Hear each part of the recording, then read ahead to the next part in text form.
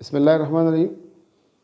अक्सर स्टूडेंट्स सवाल करते हैं कि रेशो प्रोपोर्शन के जो क्वेश्चंस है या जो एज से रिलेटेड क्वेश्चंस है या अलजेब्रिक एक्सप्रेशंस है या पाइथागोरस थ्योरम है या कुछ और इम्पॉर्टेंट सेंटेंसेस हैं, बार बार रिपीट होते हैं कैट कॉलेजेस के टेस्ट में, एनटीएस में, एमडीकेट एक्सेट्रा में। तो कुछ स्टूडेंट्स ने मैसेजेस किए कि रेशो प्रोपोर्शन पे कुछ मेथड बताए, सवालात करें। तो आज डिस्कस करते हैं कि रेशो प्रोपोर्शन है क्या। बेसिकली जो रेशो प्रोपोर्शन है, रेशो का मतलब है कंपैरिजन, दूसरा है प्रोपोर्शन। तो प्रोपोर्शन होता है इक्वलिटी। हम चीज़ों को कंपेयर भी करते हैं, उनको इक्वलाइज भी करते हैं, और on the basis of comparison and equalising the questions we find out the answer. मसलन सवाल है कि 70 men complete a wall of 150 meter length in 9 days. How many men will complete the wall of 600 meter length in 30 days? Compound ratio है। तो पहली बात यह है कि हम लिखते हैं, मैन लिखते हैं, लेंथ लिखते हैं और डेज लिखते हैं। मसलन पहले मैंने मैन लिख लिया, यहाँ पे मैंने डेज लिख लिया, यहाँ पे मैंने लेंथ लिख लिया।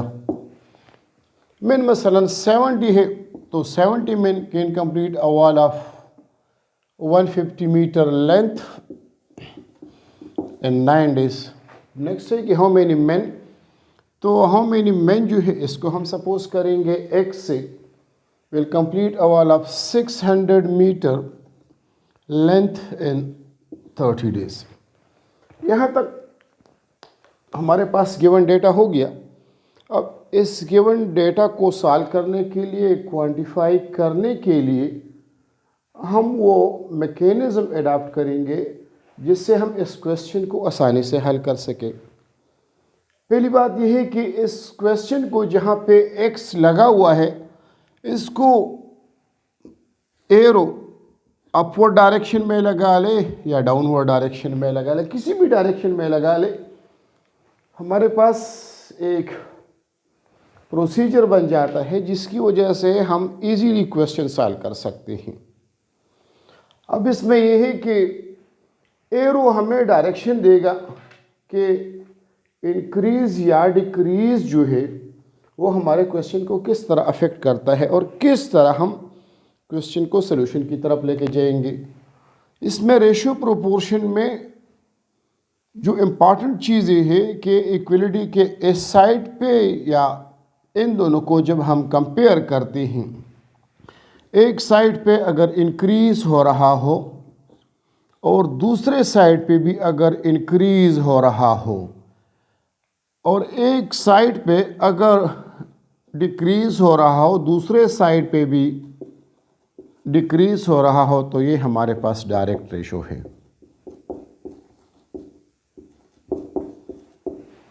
डायरेक्ट रेशो है।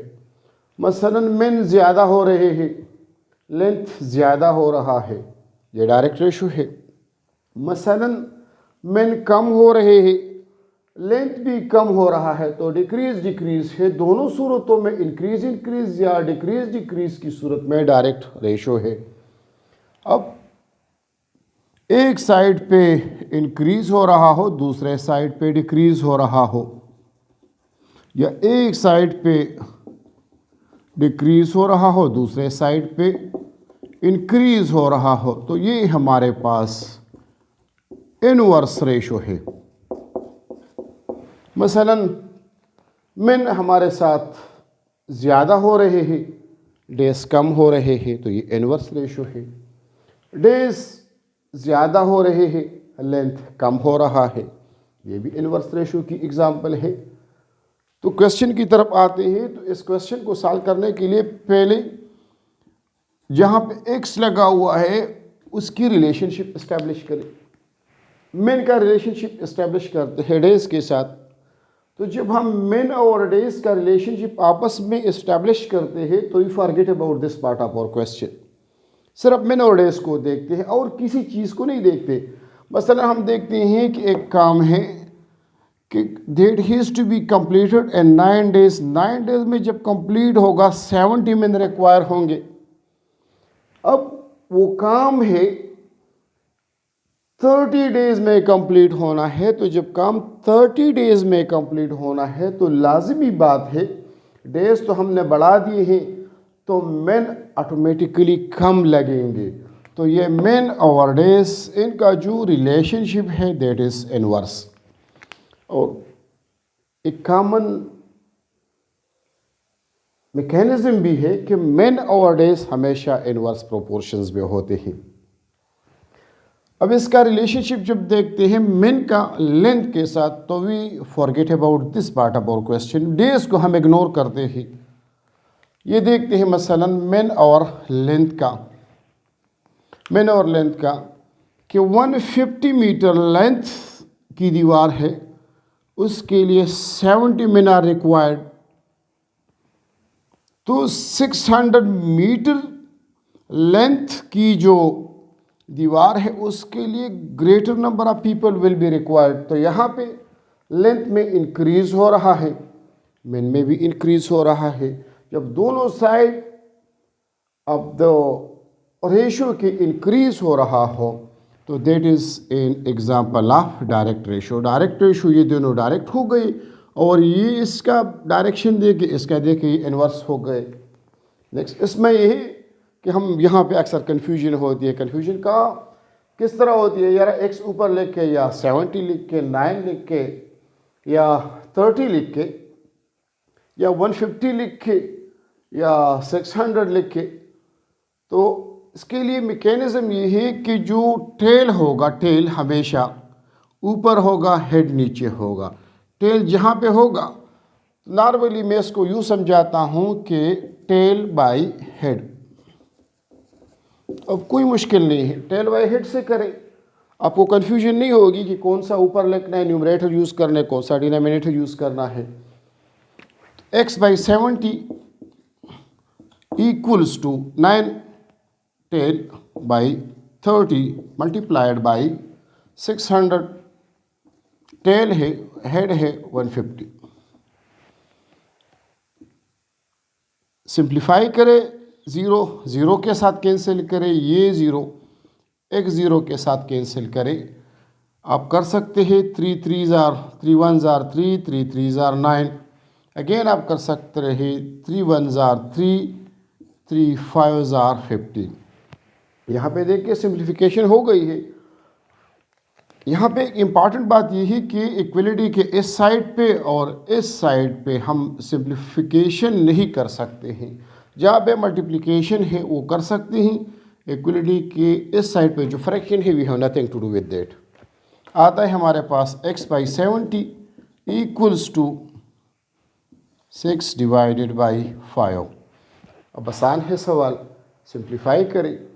सिंप्लीफिकेशन के लिए फ्रैक्शंस में जब इक्वलिटी है तो देखिए x by 70 equals to 6 by 5। Normally हम करते हैं बाई क्रॉस मल्टीप्लिकेशन।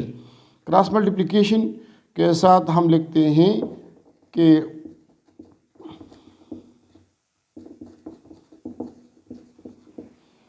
5 मल्टीप्लाई करते हैं x के साथ, 70 मल्टीप्लाई करते हैं 6 के साथ, और x करते हैं equals to 70 multiply by 6 divided by 5। Simplify करें, 5 1 5 14 equals to x 14 multiplied by 6।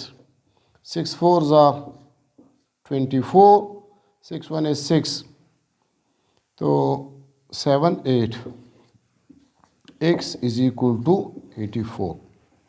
हमारे पास आंसर आएगा 84।